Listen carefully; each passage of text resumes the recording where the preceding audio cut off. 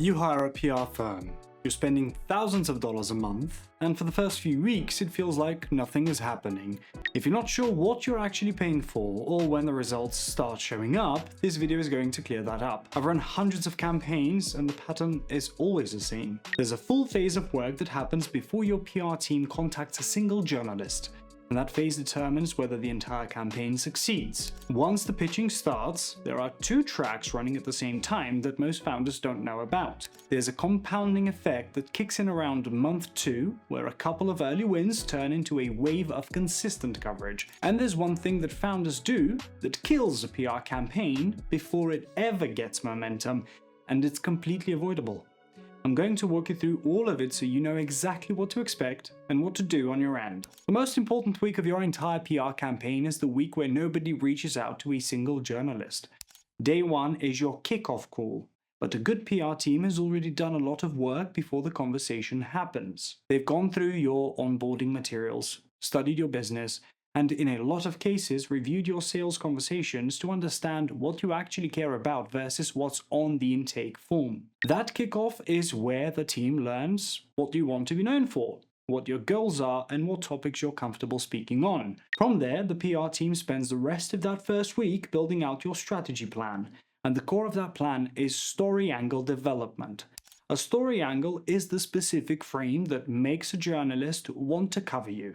It's not founder launches company, because that's not a story anyone is going to write. The angles have to connect to something a journalist is already covering, whether that's an industry trend, a timely topic, or a contrarian perspective that gives them something their readers will care about. If the angles are weak, the team spends months pitching into silence. If the angles are sharp, journalists respond because the pitch gives them something they can use. Week 2 is when your PR team starts reaching out to journalists, and this is where most founders' expectations get ahead of reality. Pitching is not send out a press release and wait for the phone to ring. Your PR team is running 2 tracks at the same time. The first is proactive pitching, where your team is going after specific stories tailored to you, whether that's interview opportunities, thought leadership pieces, or feature articles. The second track is reactive, where journalists who are already working on stories need expert sources, and a good PR team is plugging you into those conversations so you're being quoted alongside other thought leaders in pieces that are already being written. The proactive pitching builds your narrative, and the reactive opportunities build your credibility as a source. The way this outreach happens matters as much as the volume. The best PR teams aren't blasting 500 journalists with the same generic email. They're reaching out to journalists they already have relationships with, and the pitches are tailored to what that journalist specifically covers. A team with real relationships gets responses, and a team without them gets ignored. By the end of month 1, you should see your first tangible result, whether that's a podcast appearance, a feature in a digital publication, or a quote in an industry article. Your first placement is not always going to be a tier 1 national outlet, and that's by design. Those early placements give your publicist live links and published proof that you're worth covering, which is exactly what opens the door to bigger outlets over the next 2 months. We brought Phoenix Capital on board, and within 2 weeks of starting the campaign, they were on CBS News. That's faster than typical, but it shows what's possible when the PR team has the right connections and the client's story is positioned well. 1 or 2 placements in month 1 might not seem like much, but these early wins are the fuel for everything that comes next. In month 2, those 1 or 2 wins should be turning into 4 or 5. Your publicist by now has a good feel for which angles are resonating, which outlets are responding, and how quickly you can turn around an opportunity. The pitching gets sharper because it's informed by real results, not guesswork. Your publicist is now including your published coverage in their pitches, and instead of a cold pitch that says, "My client is an expert in this space," the pitch now says, "My client was just featured in these publications, and here's why your readers need to hear from them too." And that is a completely different conversation. By month 3, the team is going after bigger outlets. They can go to a larger publication and say, "My client has been in X, Y, and Z. This is why you need to keep an eye on them and why they're worth covering." The credibility from those early wins opens doors that were completely closed in week 2. That's the visibility flywheel in action, where visibility builds authority, authority builds trust, and trust drives revenue. We had a client, Steve Davis.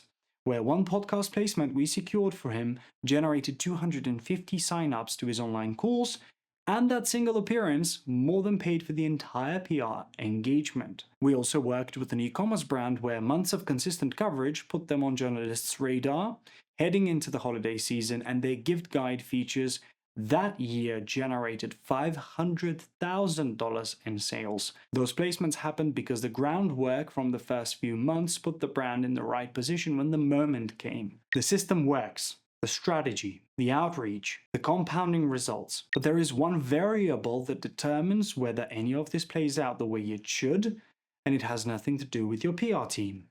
It's you. Here's the pattern. A founder comes in fired up. They want to move fast. They want the big publications and they want to hit the ground running.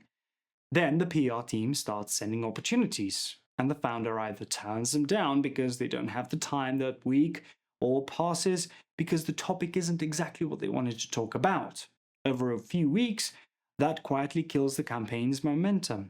If the opportunities your PR team is sending don't feel right, communicate that. Tell them what you'd rather focus on and give them the feedback they need to adjust, because your team wants that information. But if you're just going silent or saying no to everything, you're asking your PR team to build a campaign with no participation from the person the campaign is about, and that doesn't work. The founders who get the best PR results are the ones who say yes to opportunities, even small ones, even ones slightly outside their comfort zone. They respond quickly when a journalist needs a comment, and they follow their PR team's lead, because if the team is sending you an opportunity, there's a reason for it. Every opportunity you take is one more published piece, one more live link, one more piece of ammunition your publicist can use to get you into bigger outlets. Every opportunity you turn down is one less.